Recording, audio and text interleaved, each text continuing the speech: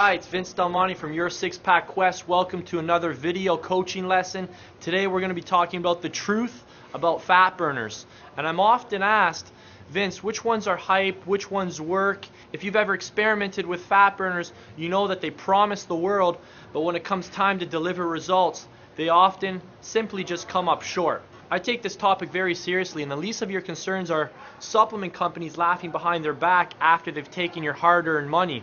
There's much more at stake here, and that's what I want to talk about. Most fat burning products are sold under the counter under a variety of names, from fat burners, from thermal formulas, metabolic boosters, reducing agents. This one here, this one's called the 24-hour fat burning system. And the fat burners that do work contain drugs such as ephedrine and caffeine, which are both very, very powerful stimulants. And yes, they are drugs. However, what supplement manufacturers do is they take the herbal forms of those. For example, caffeine comes from a plant called guarana, and ephedrine comes from a plant called mahung, and they put it into their products so they can market it as natural and they can market it as herbal. If you want me to drop some names, some of the popular fat burners on the market today, Lipo 6, Hot Rocks, Syntrax, Hydroxycut, all use forms of mahung, guarana, ephedrine, caffeine, and these are the ones you want to be aware of. I could go on all day. The list will never stop. Fat burners are here to stay. Let's learn a little more about them. The reality is that fat burners will work in the short term, but they're not going to work in the long term. And that's why most people only experience short-term success, because they're thinking of short-term solutions. Fat burners can increase your metabolism up to 10% per day, which is very effective when you're on a low caloric diet. When you're at the lowest of calories, you're putting out the most energy through exercise, and you're taking in the least calories your body can possibly consume through diet. That's when a fat burner can be considered, because it will boost at 10% and help you burn those last few pounds of fat off. For all other cases, it's very, very unnecessary. Fat burners also have a diuretic effect, which leads to water loss and also suppresses your appetite by manipulating your brain neurotransmitters. They'll also increase your heart rate. That's why when you start taking one, you'll notice that you start sweating sooner in your workout.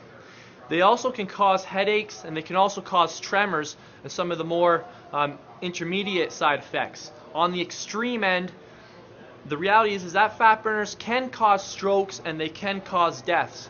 I'm comfortable in saying that, this doesn't happen every day, but with people who have high blood pressure, have heart conditions, I highly recommend you don't mess around with fat burners whatsoever. Consult your doctor for obvious reasons, and be aware that the extreme cases of stroke and death really only occur with those isolated individuals.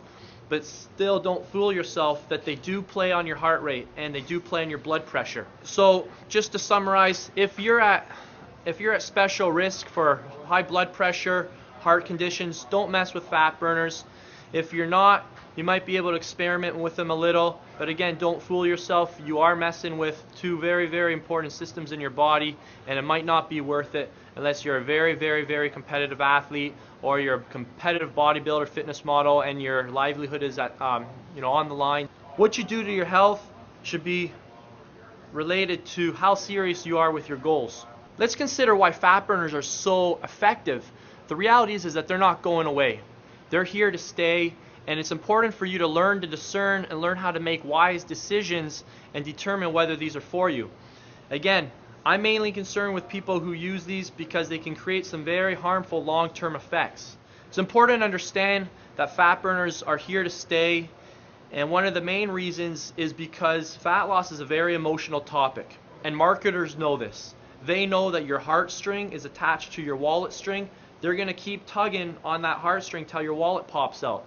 They know that the reason you want to lose fat is because you want to look sexy on the beach, you want to attract the opposite sex, you want to turn heads, you want your own self-respect, etc. So they know this, and they're going to continue marketing these reasons for why you should buy these fat-burning products.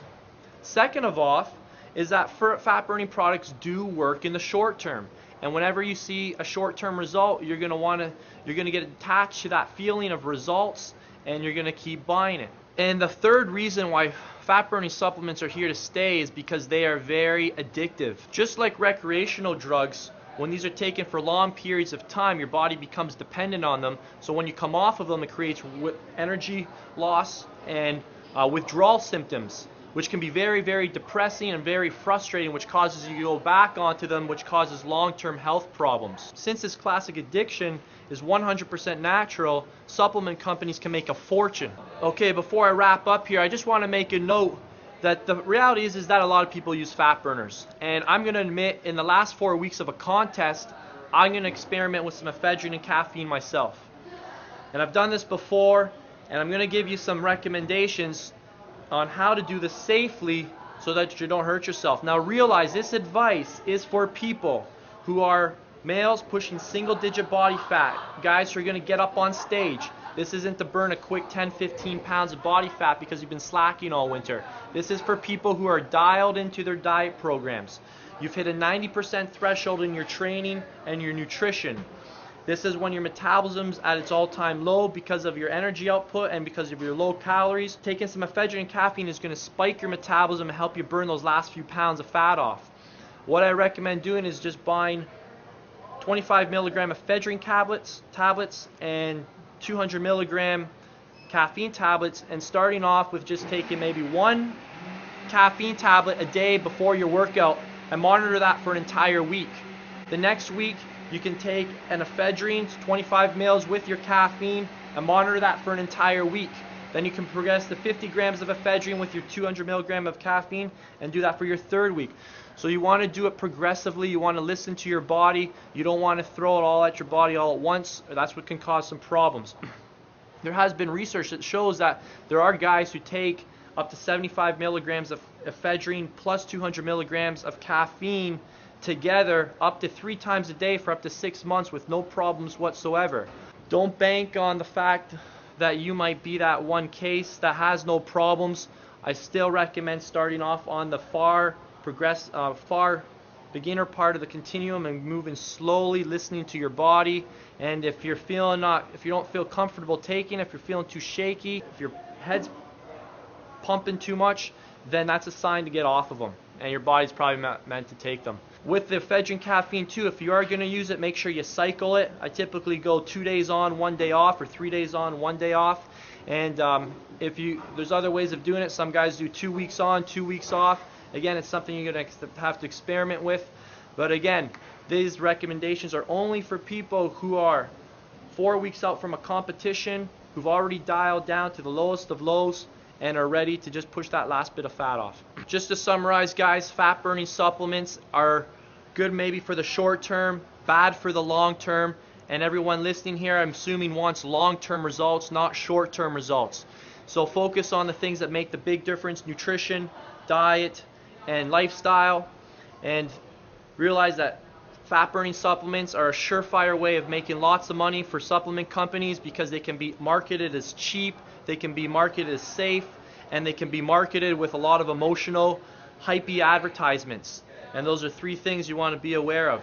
If you want to find out the real supplements that are truly going to make a difference, which are only a few, make sure you download my Your Six Pack Quest program. Included in the package is a bonus product called the Supplement Watch Files, and this is where I disclose the top 3 supplements that your body needs, and it has nothing to do with fat burning ones. They're the only supplements that you should really invest your money into, and I talk about all the ones that are a waste of time and waste of money, and you can find that at yoursixpackquest.com.